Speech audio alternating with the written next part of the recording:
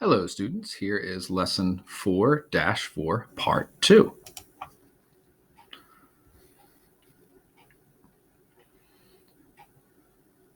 And just like the last lesson kind of ended with something that I said kind of looked like a thermometer, this starts off with something that looks like a thermometer. Arf, I'm a dog. No, starts off with something that looks like a thermometer. So here's the situation. Here's the thermometer, and here's what they're telling you. Between 6 o'clock a.m. and noon, the temperature rose from 0 degrees Fahrenheit to 8 degrees Fahrenheit. By 5 o'clock p.m., the temperature had dropped by 10 degrees Fahrenheit. By 8 o'clock p.m., the temperature dropped another 5 degrees Fahrenheit. Write and simplify a subtraction expression for the temperature at 5 o'clock p.m. and at 8 o'clock p.m. Model each expression on the thermometer. So they'll actually do that for you. If you click the solution button here, they actually show you a video of where they take the thermometer and they show you what they're talking about. I'm going to kind of give you a preview and then show you the video. So they're saying between 6 a.m. and noon, the temperature rose from 0 to 8. So if the temperature's 0 and then it rose to 8, it's going to rise to 8 degrees. So this is where it would be at noon. So between 6 and noon, the temperature rose from 0 to 8. Then it says by 5 p.m., the temperature dropped 10 degrees. So if it drops, just like when you drop something, it falls.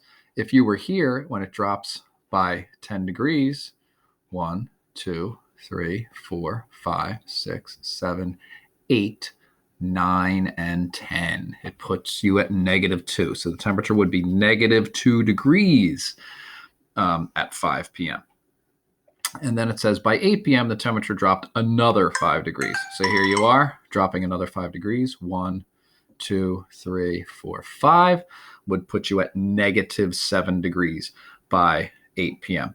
I'm going to click the solution, and I'm going to show you the video that they show. So they show you the same thing I do. They use a little bit of different graphics and things like that. So watch and learn. Temperature at 5 o'clock p.m. The temperature rose from 0 degrees Fahrenheit to 8 degrees Fahrenheit. The temperature rising from 0 degrees Fahrenheit to 8 degrees Fahrenheit is a change of 8 in the positive direction. The temperature dropped by 10 degrees Fahrenheit.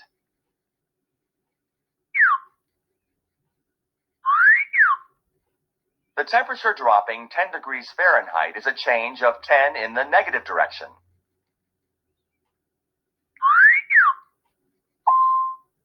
Rewrite subtraction as adding the opposite. The opposite of subtracting 10 is adding -10.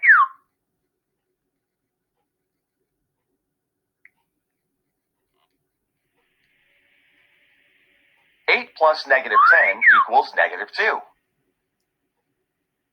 The temperature at 5 o'clock p.m. is -2 degrees Fahrenheit.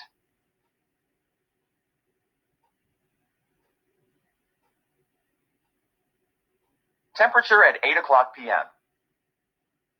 The temperature dropped another 5 degrees Fahrenheit.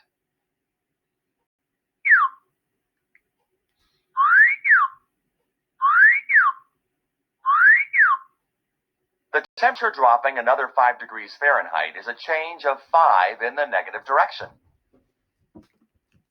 Rewrite subtraction as adding the opposite. The opposite of subtracting 5 is adding -5.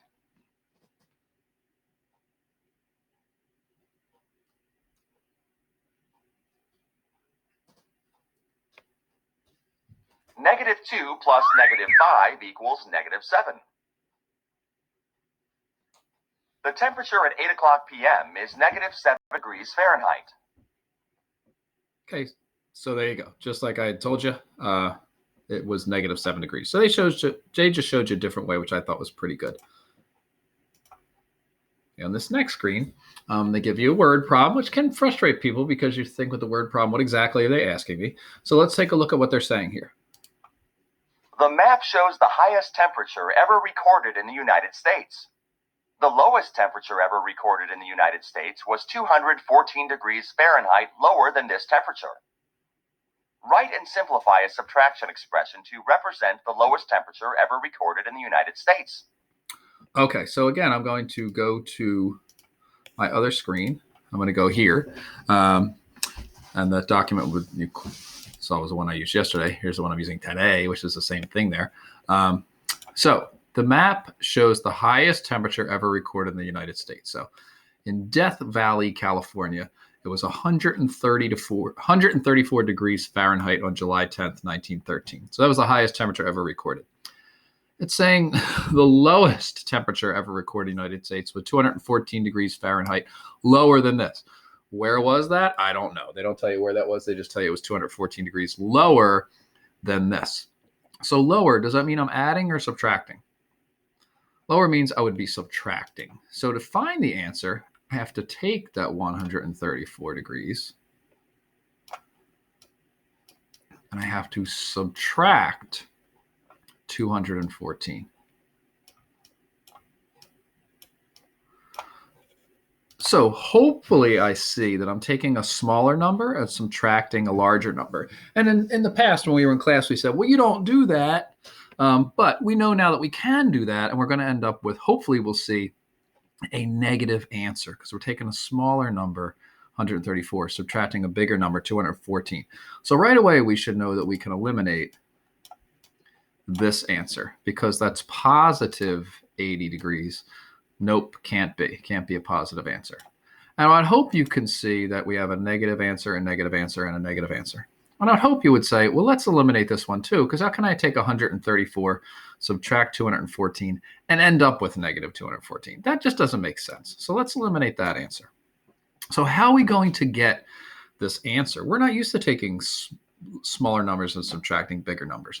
So one trick you can do is say, okay, I know that my answer is going to be negative because I'm taking a smaller number and subtracting a bigger number. So then what I can do is just take 214, subtract 134, and whatever my answer is, I'm going to call it negative. So I'm going to change my color here. 4 minus 4. Well, that's 0. That was easy enough. 1 minus 3. Well, I can't do that because when I'm subtracting like this, I can't take 1 and subtract 3. So I'm going to borrow. 2 is going to become a 1. This one's going to become a 10. 10 minus 3, oh, that's 7. Okay. And 1 minus 1, that's nothing. So as we said, the answer has to be negative since this is what we're really doing. So negative 70. So our answer should be B, negative 70. So hopefully that made sense. Rewind the screencast if you have to see that part. But that would be the difference. That would be the lowest temperature ever recorded in the United States, negative 70 degrees Fahrenheit. Okay, so that is the end of the part 2 screencast. So hopefully that made sense to you. Again, watch it again if you have to, and try that part of the lesson yourself today.